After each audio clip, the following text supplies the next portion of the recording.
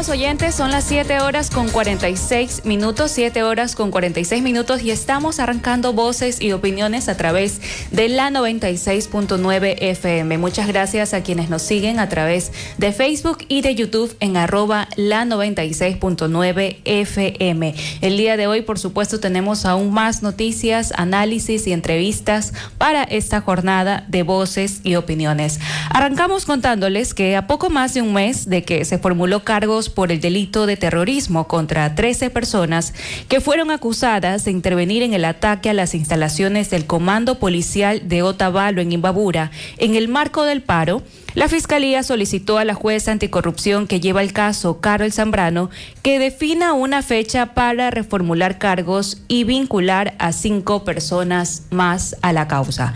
Aparentemente, la razón para que se dé un cambio en la figura penal por las que se les acusa es que de las diligencias investigativas realizadas hasta el momento se desprenden que han variado justificadamente los elementos que conllevaron a la calificación jurídica de terrorismo y existiría un nuevo delito por investigarse, del cual se expondrán los elementos encontrados en la audiencia que se defina.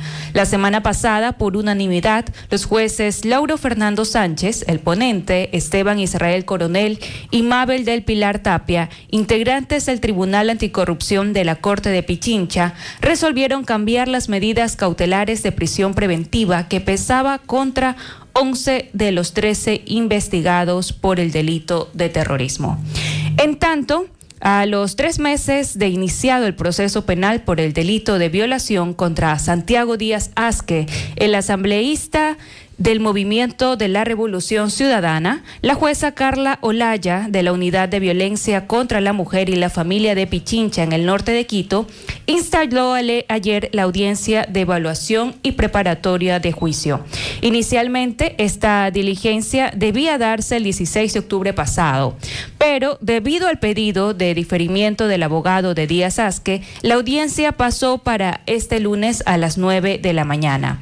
En esta diligencia se debatirá respecto a vicios de nulidad y se escuchará el dictamen acusatorio de la Fiscalía contra Díaz Asque, quien por 60 días fue investigado por la supuesta violación a una niña de 12 años de edad. El primer llamado a esta audiencia se dio a casi un mes de que se cerraron los 2 meses de instrucción fiscal dispuestos durante la formulación de cargos el 22 de julio pasado.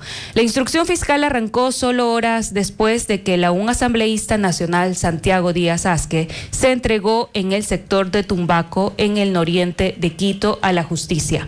La jueza Olaya la definió la medida de cautelar de prisión preventiva.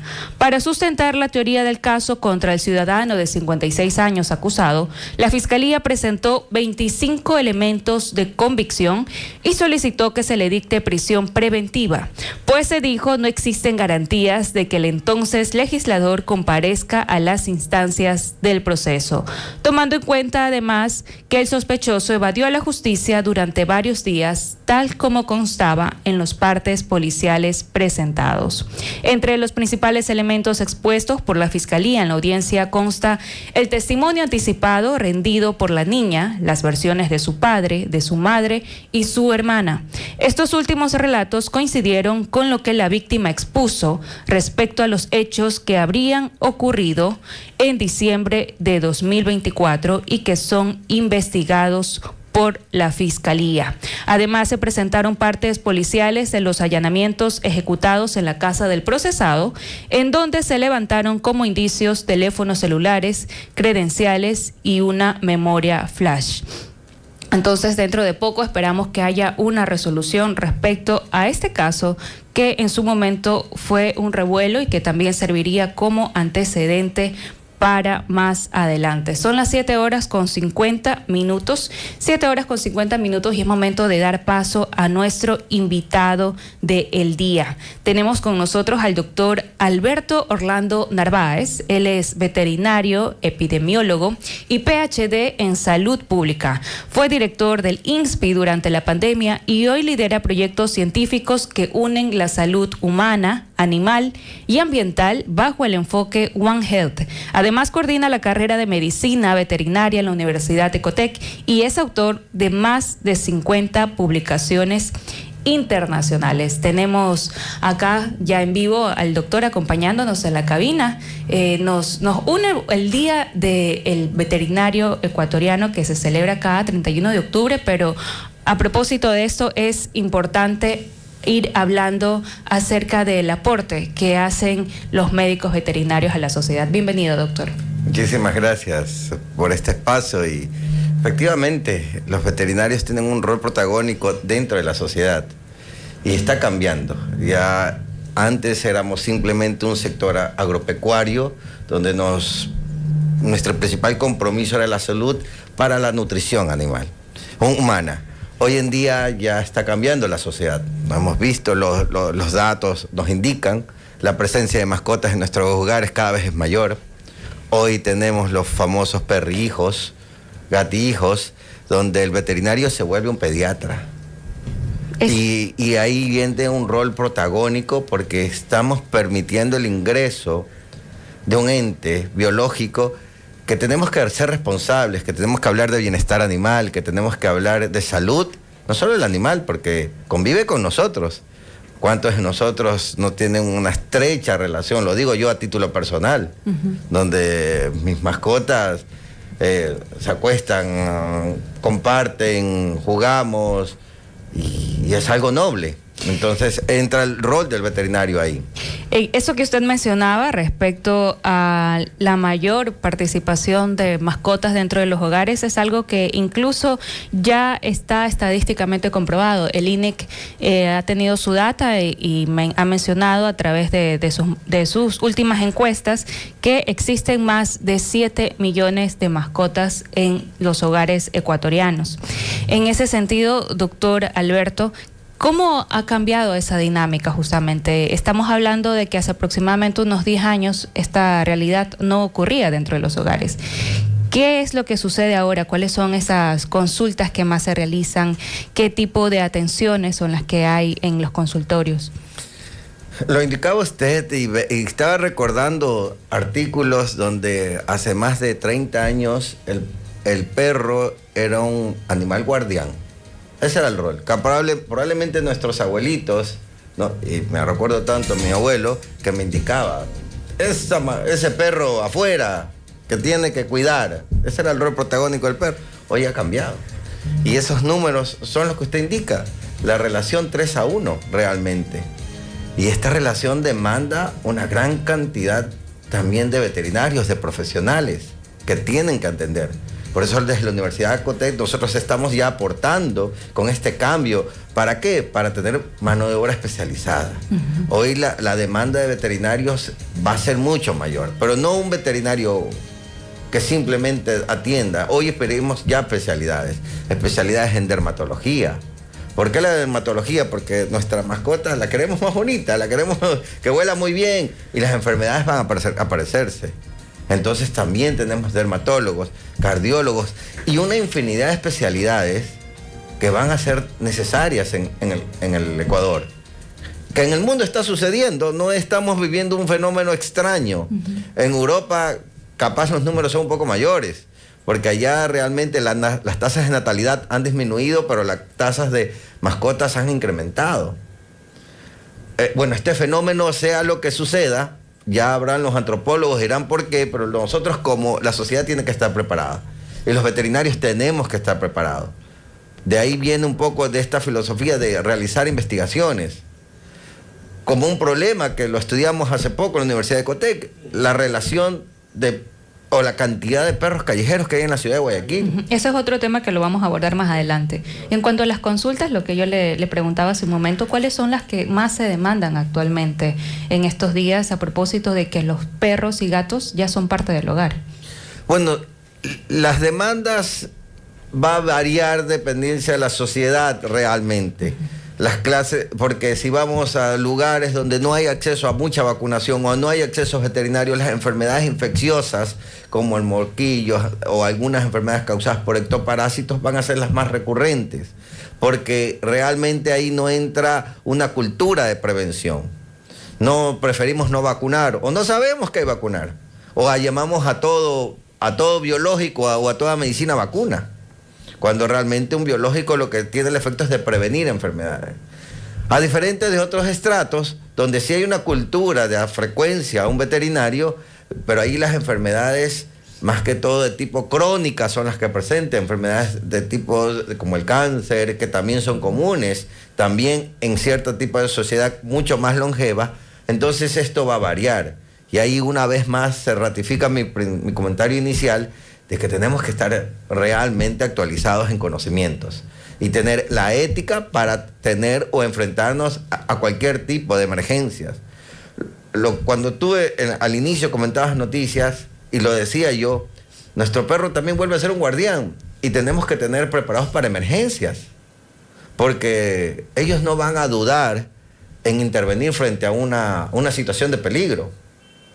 Van a exponerse, van a tratar de defendernos, y probablemente puedan salir malheridos. Entonces, viene una vez más el rol protagónico. Nosotros en la Universidad de Coteque hemos tenido un acercamiento con la policía. ¿Cuál es el objetivo? ¿Por qué la policía nos busca a nosotros? No es que hemos hecho nada malo, sino justamente nos piden capacitaciones frente a emergencias. Porque hoy los perros policías son más que todos necesitados. Nos recordábamos el asunto de bombas. ¿Quiénes son los primeros que salen? Son los canes. Ellos no se ponen chalecos, ellos van realmente con una misión. Frente a una emergencia, los minutos, los segundos son importantes. Entonces hemos ya iniciado conversaciones para comenzar a entrenar a policías para qué hacer en caso de emergencias.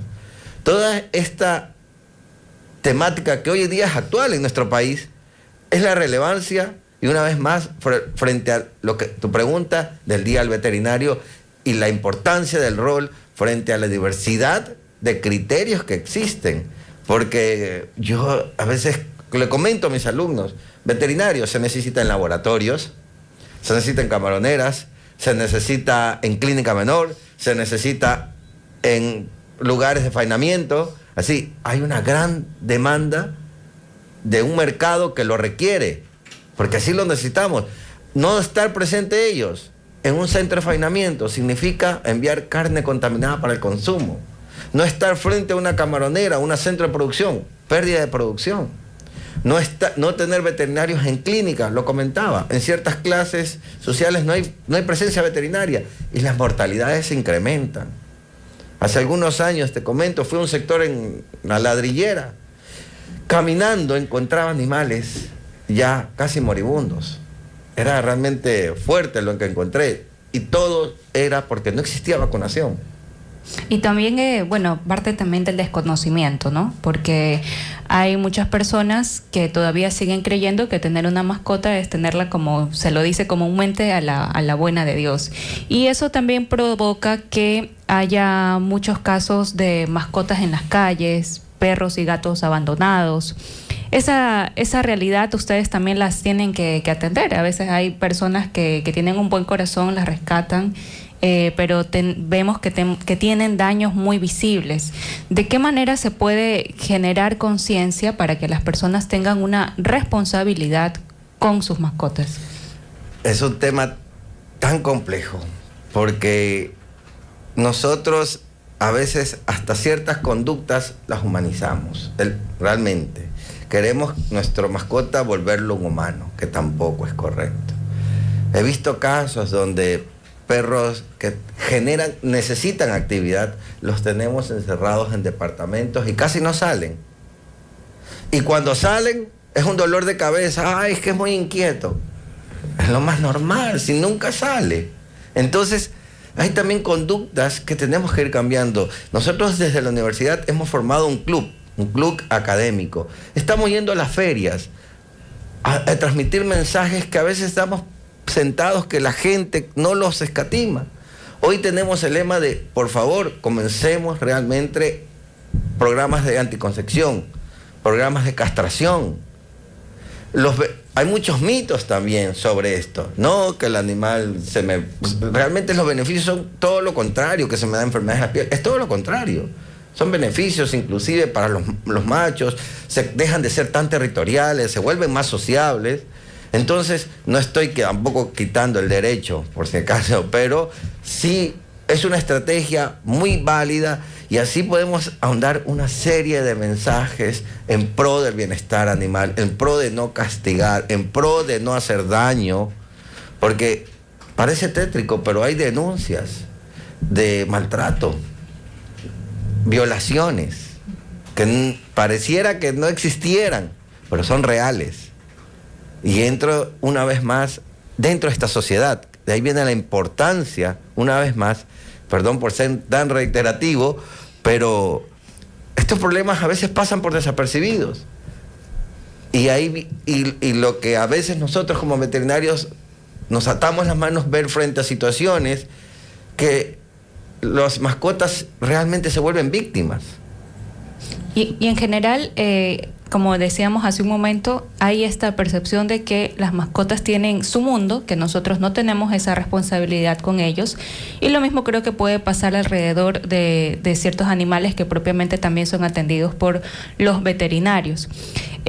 ¿Cuál sería entonces esa relación que debe existir entre sociedad, entre personas, humanos, entre seres vivos, como en este caso también están mascotas y otros animales, para poder entender el rol justamente del veterinario dentro de toda nuestra convivencia? Voy a comentarte lo que dice la historia. El vínculo nace del lobo. El lobo hace millones de años, por una necesidad mutua, se domestica con el humano. De ahí nace el vínculo. Y nosotros tenemos vínculos con nuestras mascotas. Yo lo tengo con mis mascotas. Yo que tengo perro y gato. Y estos vínculos son importantes y hay que ser responsables.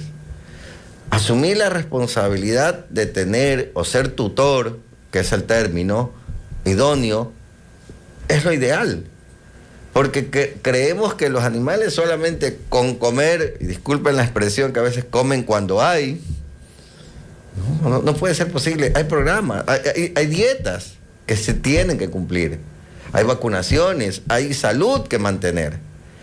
Entonces entra, una vez más, este vínculo tiene que estar fortalecido, porque los beneficios también para el humano son enormes. Los beneficios psicológicos, he leído más de 100 artículos por encima, algunos más, otros menos, sobre los beneficios que dan. Hoy terapias asistidas que dan para aquellas personas con depresión, para aquellas personas en fase de luto, curar ansiedades. Así, solamente el hecho de salir a caminar, porque, es que este perro tengo que sacarlo a caminar, me obliga a caminar a mí.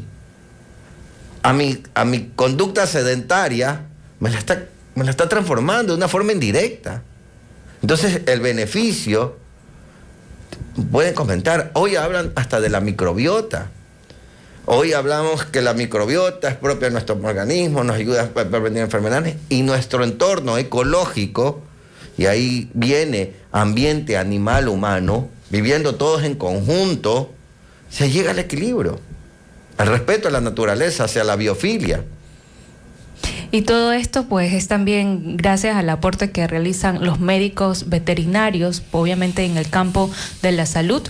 Es algo que hay que resaltar, así que desde ya, en este 28 de octubre, me adelanto también a desearles un muy feliz día para este 31 que se celebra el Día del Médico Veterinario en Ecuador. Ustedes, ¿cuál es el mensaje que quieren dejar a la ciudadanía, justamente aprovechando que hay un día para hacer destacar su labor? Los mensajes creo que son tan diversos. Realmente me hiciste una pregunta un poco difícil. No sé si estoy yo en la capacidad para poder hablar por todos los veterinarios, pero a título personal sí puedo, primero, hacer loor a esta pasión, a esta vocación de ser veterinario, que desde las aulas ya es complejo. yo no es que es malo comparar, pero sí puedo indicar de que la especie humana, los médicos veterinarios ven una especie. Nosotros vemos todas las especies. Y desde la morfología, la estructura, el hueso más pequeño no es similar entre una especie y el otro. Y tenemos que estar preparados. Y las herramientas tienen que haber para eso. Es una labor totalmente apasionada. El veterinario tiene que sentirse, por lo menos, orgulloso de este trabajo loable frente a seres que a veces solo pretenden hacernos compañía. Disculpe la expresión, volvernos cariñosos, amarnos, porque eso es lo que ellos vienen, a estar un corto tiempo con nosotros. Lamentablemente la vida de ellos son un poco más pequeña, pero el poco tiempo que están, su fidelidad, su cariño, están ahí. Y las especies mayores también aportando frente a nosotros. Qué bueno, gracias por ese mensaje, doctor Alberto Orlando Narváez. Ha estado con nosotros en la cabina de la 96.9 FM a propósito del Día del Médico Veterinario que se va a celebrar, a conmemorar este 31 de octubre. Muchas gracias por habernos acompañado ahora en Voces y Opiniones. Después de esta entrevista vamos a hacer una pausa y al volver tendremos, por supuesto, más información y análisis en su punto de encuentro con la verdad.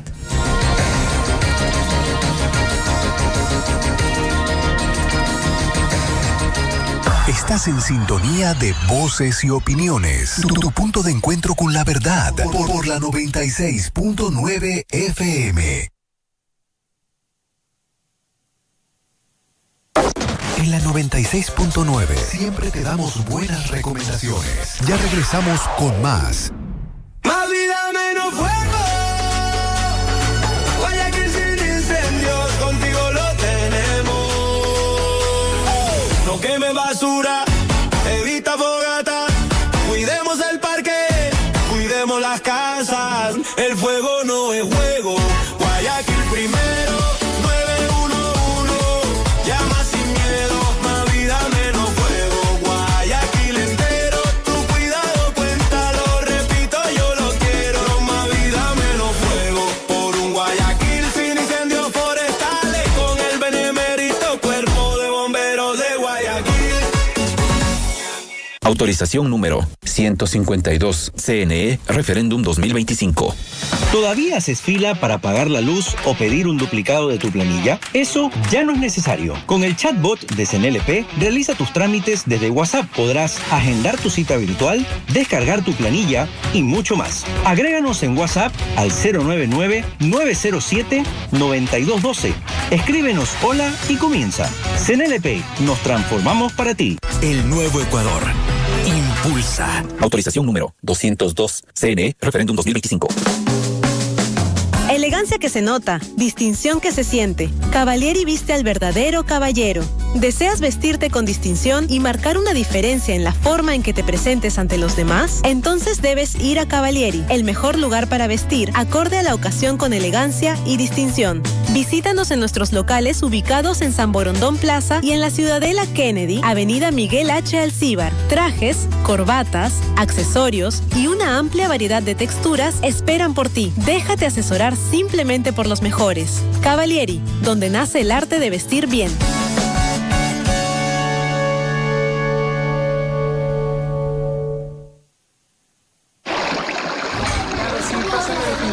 Lo que tiramos por el desagüe de cocinas, baños, talleres y patios no desaparece. Pañales, aceites, restos de comida, preservativos, todo eso y más afecta al sistema de alcantarillado de la ciudad. En Interagua trabajamos todos los días para mantenerlo en perfectas condiciones. Pero necesitamos de ti, porque la simple decisión de disponer adecuadamente los desechos puede evitar obstrucciones, malos olores y problemas en las redes. Cuidar el alcantarillado es un trabajo en equipo. Juntos, Guayaquil avanza. Juntos, el agua sigue. Interagua, el agua de los guayaquileños. Oigan, vecinos, siempre trabajemos en equipo. Así seguramente veríamos nuestros barrios más limpios. Y yo la veo y ya sé cómo actuar. Horario y frecuencia siempre hay que respetar. Sintonía, el municipio y Urbaceo. Juntos por Guayaquil, ciudad de todos. Autorización número 52 CNE, referéndum 2025. Gracias por estar en sintonía de la 96.9 FM. Continuamos con más. Estás en sintonía de Voces y Opiniones. Tu punto de encuentro con la verdad. Por la 96.9 FM.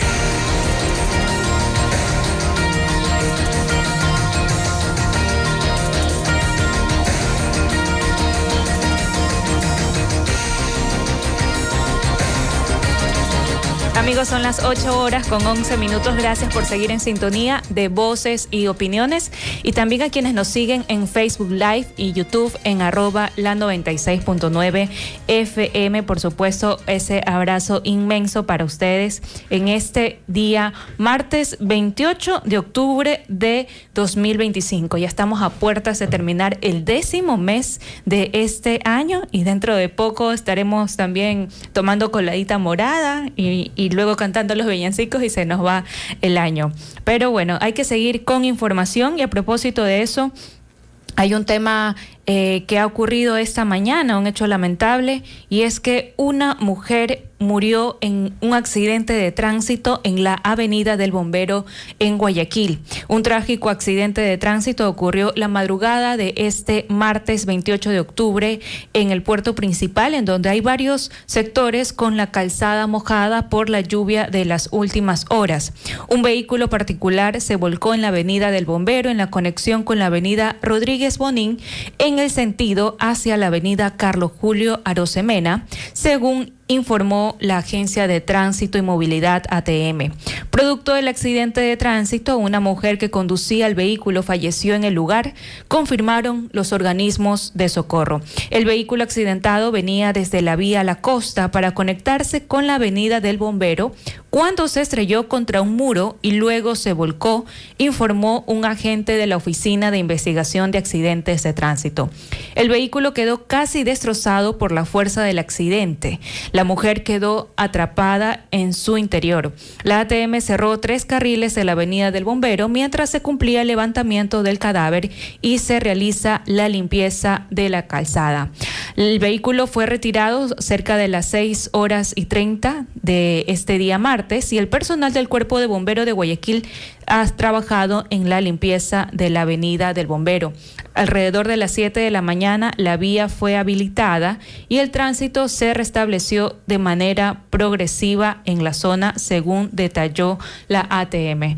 Estamos ya a vísperas de entrar a la etapa invernal, así que por favor, amigos, si usted conduce, tenga muchas precauciones, no exceda la velocidad, sea un poco más cauto. A veces es necesario sacrificar un poquito de tiempo o incluso salir más temprano para evitar accidentes como el que lamentablemente acabamos de informar y que ha dejado como saldo una mujer fallecida producto de un accidente de tránsito en la Avenida del Bombero en la madrugada de este martes. Son las 8:14 Y en tanto, la Fiscalía ha presentado los casos de corrupción y asociación ilícita que sustentaron la desarticulación de una presunta red criminal que operaba en la Agencia de Tránsito y Movilidad de Guayaquil ATM, mientras que los detenidos aseguran que se trata de un simple rumor. Durante un operativo realizado el miércoles 22 de octubre y que incluyó 9 allanamientos de oficinas y domicilios en Guayaquil y Daule, la policía detuvo a 6 personas, entre ellos 5 funcionarios a la ATM y un abogado externo que formaba parte de la agrupación. El operativo estuvo liderado por el ministro del Interior, John Reinberg, quien afirmó que los Chone Killers son los que están trabajando a través de estas personas en la ATM y cuestionó la falta de capacidad de la alcaldía de Guayaquil para manejar esta agencia de tránsito. Durante la audiencia de formulación de cargos, el jueves 23 de octubre, la Fiscalía señaló que mediante diligencias investigativas se constató que estos funcionarios habrían intervenido de manera irregular en los procesos judiciales. Los detenidos, según la Fiscalía, operaban la red con apodos o alias. Por ejemplo, Carlos Alberto MM se identificaba con el alias Ney. Rafael Antonio MP, con el apodo de Tinterillo. Así también había otra persona con el apodo de Lucho, Guille, Jerecho, y también una mujer con apodo Chabela. Frente al juez Ismael Figueroa de la Unidad Judicial de Garantías Penales con competencia en delitos flagrantes de Guayaquil, la Fiscalía presentó varios casos en los que operó la presunta red criminal para evadir la justicia. Uno de ellos fue el caso de Franklin Isaac R., involucrado en un accidente que causó lesiones y fue aprehendido el 7 de agosto. Un juez dispuso la prisión preventiva del infractor y su traslado a un centro de privación de libertad. No obstante, al revisar los expedientes firmados y constatar la ubicación del proceso, aparecía que el supuesto infractor permanecía en los calabozos de la Unidad Judicial 1 de la ATM y que el centro penitenciario no lo había recibido. Después de estos eventos, el SNAI dice que fue ingresado luego de 45 días de la orden judicial y la misma ciudadana, María Gabriela F., suscribe un documento de incumplimiento de decisiones legítimas, declaró el fiscal Víctor Calderón. Y este es solamente un caso. También se mencionan 2 casos más de supuesta corrupción de la ATM de Guayaquil que actualmente está investigando la Fiscalía de Guayaquil. Son las 8:17, 8:17, y vamos a dar paso a nuestro segundo invitado del día de hoy en Voces y Opiniones. Ahora tenemos con nosotros al analista y consultor político Osvaldo Moreno. Queremos conocer si se acabó la fuerza de los paros nacionales. Bueno, vamos a analizarlo ahora en este nuevo contexto político. Bienvenido, Osvaldo, a su espacio, Voces y Opiniones. Diana Holguín está a este lado del micrófono. Un placer. Buenos días, Diana. Qué gusto estar con ustedes, a la orden. Muchas gracias, Osvaldo, por estar aquí con nosotros vía telemática a través de Voces y Opiniones de la 96.9 FM. Efectivamente, ya el presidente Daniel Noboa ha puesto fin a los estados de excepción por el paro. Ha indicado que toda la fuerza, el contingente militar y policial debe estar ahora en ciudades como Guayaquil para atender el problema de inseguridad. Pero ¿qué es lo que ha dejado los 31 días de paralizaciones que hizo la Confederación de Nacionalidades Indígenas del Ecuador, con fuerte foco en las provincias del norte del país? Porque ha dejado pues cierto sabor como amargo, ¿no?, dentro de la población, porque fue algo que no lo pudieron contener en su momento, dejó un saldo de 3 muertos. ¿Qué implicó toda esta movilización, esta paralización que se hizo a nivel político? Muy buenos días, qué gusto estar aquí con ustedes. Un saludo a tu audiencia. Yo creo que el final del paro o el inventario del paro, la evaluación final será el 16 de noviembre. Creo que, si bien es cierto, fue territorialmente focalizado, mantuvo toda la agenda nacional de información durante todos esos días. Me parece a mí que está claro que Vargas no tiene el mismo liderazgo que tiene Issa, ¿no? ¿Verdad? En todo sentido, de liderazgo, de vocería, de comunicación, etcétera. Y también la movilización total que hizo el gobierno, sobre todo la fuerza pública, las Fuerzas Armadas, para reprimir en este caso a la población, a los que eran y a los que no eran, ¿no? Me queda claro, bueno, que la Constitución no es un impedimento para movilizar a las tropas. Y bueno, pues veo que para Imbabura, que es la provincia más pequeña del país, movilizaron a 15.000, 12.000 tropas, acá Guayaquil 4.000. Pero bueno, ojalá que esos 4.000 efectivos de nuestras Fuerzas Armadas hagan un barrido, por ejemplo, de carros sin placas. Guayaquil debe ser la ciudad con más carros sin placas del mundo. Y aparentemente este año estamos a poco de cerrar entre las 5 ciudades más peligrosas del mundo con 3 millones de habitantes. Entonces, ojalá ya una vez que esto, esperemos, haya sido superado o haya acuerdos de las partes, el gobierno se centre en tratar de alguna forma disminuir que probablemente ya estamos en noviembre prácticamente, ya la próxima semana, si no me equivoco, va a cerrar como el año más violento de toda la historia del Ecuador desde que hay registros, digamos.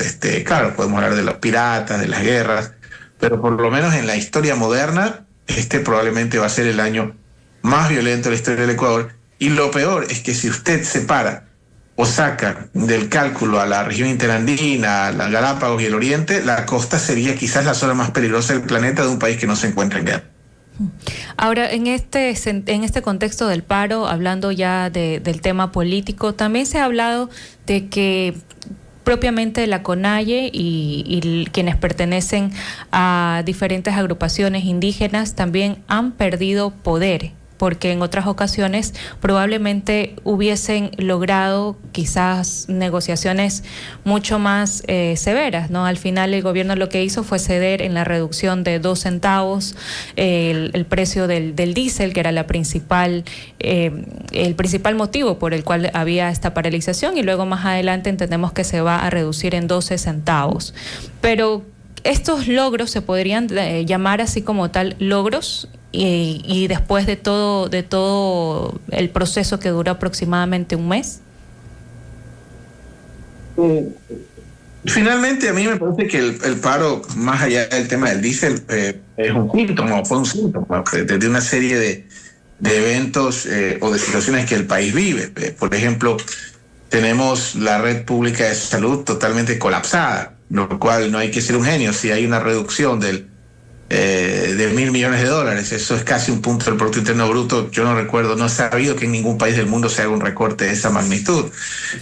También el poco valor de la palabra presidencial. En 2 campañas, no una, en 2 procesos de dos primeras vueltas, 2 segundas vueltas, el presidente, mirando a los ojos a todo el que le preguntaba, hablaba de que no iba a haber elevación del diésel. Más allá del debate de que si es necesario o no es necesario, indudablemente eso fue parte del detonante de las protestas sociales. Ahora, yo, como le decía al principio de la entrevista, creo que esto podemos sacar conclusiones de los verdaderos resultados el día de la consulta, donde, digamos, con tanta premura tendremos un proceso electoral en menos de 3 semanas, lo cual, más allá de los cuestionamientos, nos lleva a pensar un poco en lo que la situación de la población nos lleve a tomar una decisión de que si se dan paso o no dan paso a lo que el presidente está preguntando, ¿no? De cara a un posible proceso constituyente que probablemente nos tome, usted y yo estaremos analizando los próximos 2 años hasta que haya un referéndum aprobatorio, lo cual, al menos en el tren del país, yo lo veo complicado. ¿Y cuáles son los escenarios que usted avisora para el próximo 16 de noviembre? Porque entendemos que hay preguntas que son claves, 4 preguntas, incluyendo el tema de la creación de una asamblea constituyente, pero con lo que ha sucedido en este año hasta octubre, desde que el presidente asumió su nuevo mandato, hay quizás un cierto malestar dentro de la población porque hay muchos pendientes todavía por resolver, y esto quizás permita que se sesgue un poco el principal objetivo de las 4 consultas que vamos a tener que responder los ecuatorianos, ¿no? Entonces, ¿cuáles son esos escenarios que se avisoran para el 16 de noviembre? Pero indudablemente sería antinatura que no existiera un desgaste, ¿no? Siempre el ejercicio del poder genera un desgaste, como cualquier cosa del universo. Habría que plantearse un poco, yo diría más el post-consulta, es decir, más allá de los resultados, si son favorables o no, ¿qué viene después? Desde mi punto de vista está claro de que el gobierno sí puede, con las herramientas legales que tiene, movilizar a la fuerza pública, por ejemplo. Lo segundo, que para mí no debe quedar en el aire, el presidente nos habló hace no mucho en sus declaraciones que él plantea que desaparezca la seguridad social en la parte de salud y que esto pase al sistema de salud pública, imagínese usted, lo cual deja muchas dudas de pensar que esto puede ser un proceso para privatizar, porque si hoy el sistema de salud pública está colapsado por los recortes múltiples que le han hecho, imagínese usted con todos los afiliados del Seguro Social que están pagando aportaciones. ¿Qué va a pasar? ¿Cuál va a ser el proceso? ¿Y qué es lo que busca? Yo no quiero pensar que el director del Seguro Social, que es una persona que me parece que está vigente, está presente, pero recordemos que está vinculado al negocio de las prepagas de salud, que tiene hospitales privados, y yo no quiero pensar que hay un conflicto de intereses. En un país civilizado, probablemente una persona con ese perfil, al margen de que creo que es un buen tipo, yo creo que habría que hacer muchas preguntas. ¿Cuál va a ser ese rol?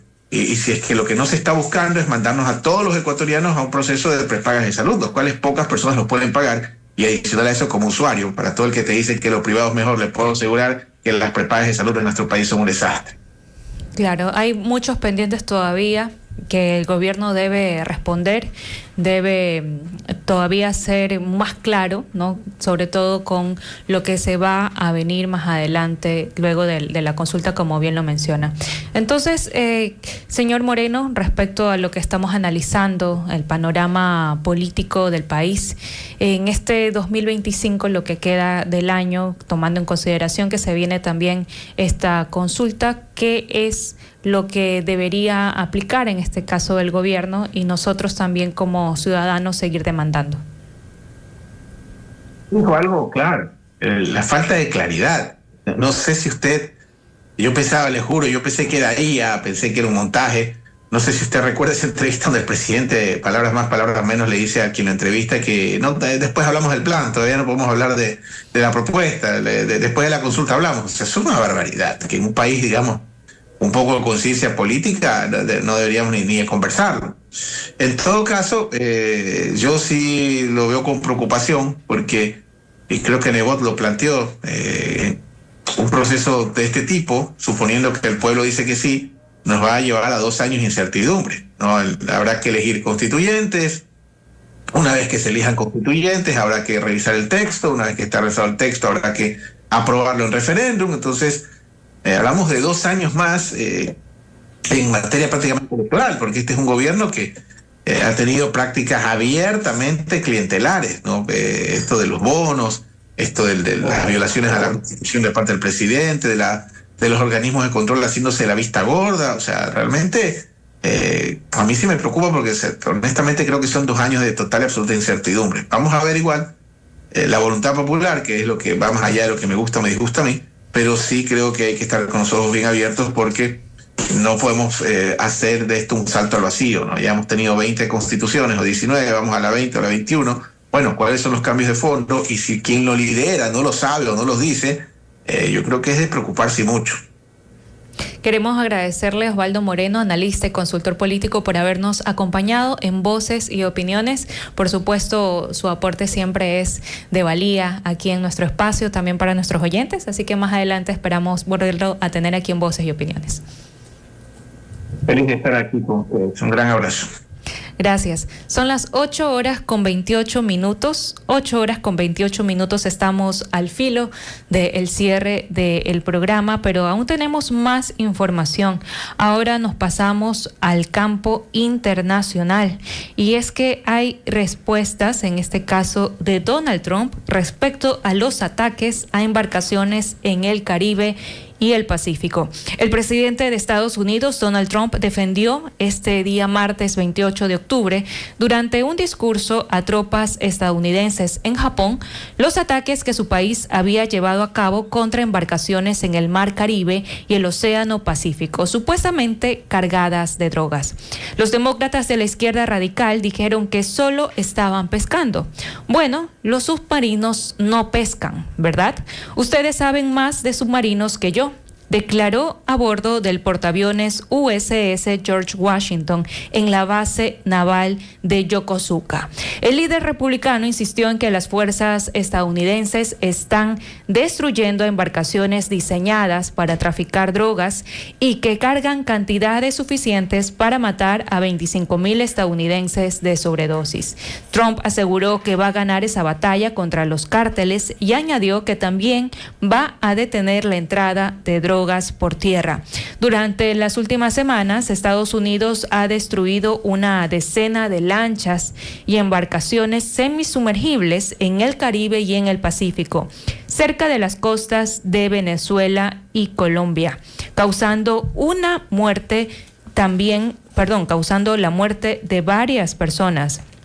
Estas acciones también han incrementado el tema de las ejecuciones extrajudiciales. El Pentágono anunció además el pasado viernes el despliegue en el Mar Caribe de portaaviones USS Gerald Ford, el más grande de la flota estadounidense, con el objetivo de reforzar el operativo militar iniciado en agosto en la región.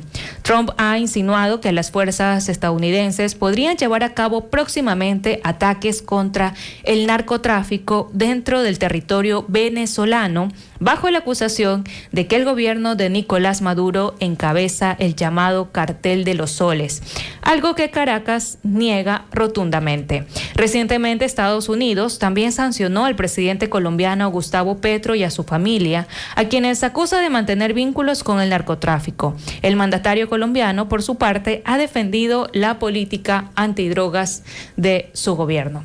Son las 8 horas con 31 minutos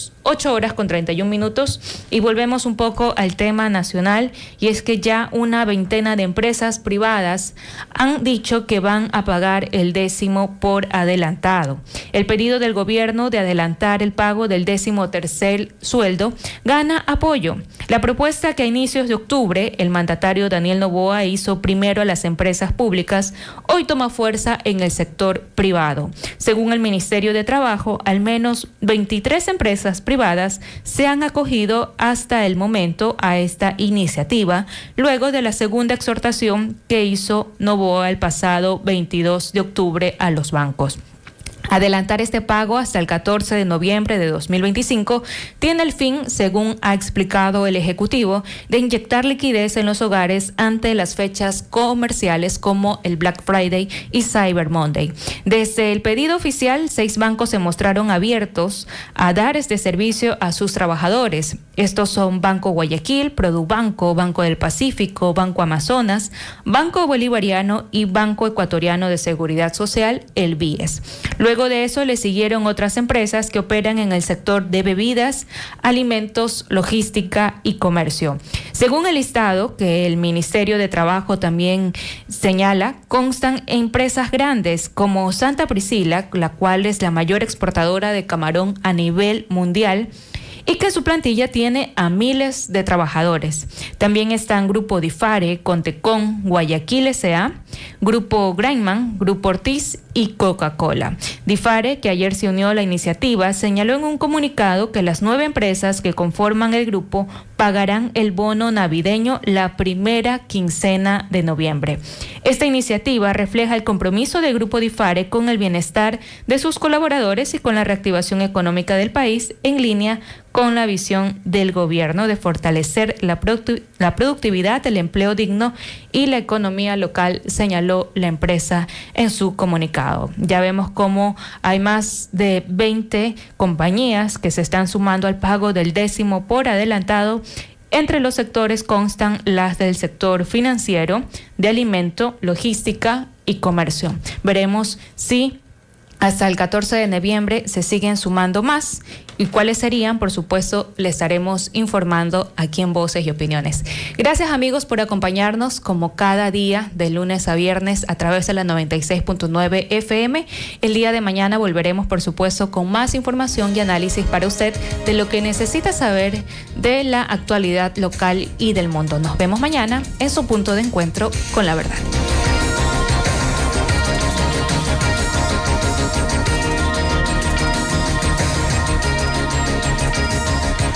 Estás en sintonía de Voces y Opiniones. Tu punto de encuentro con la verdad. Por la 96.9 FM. En la 96.9 siempre te damos buenas recomendaciones. Ya regresamos con más. Elegancia que se nota, distinción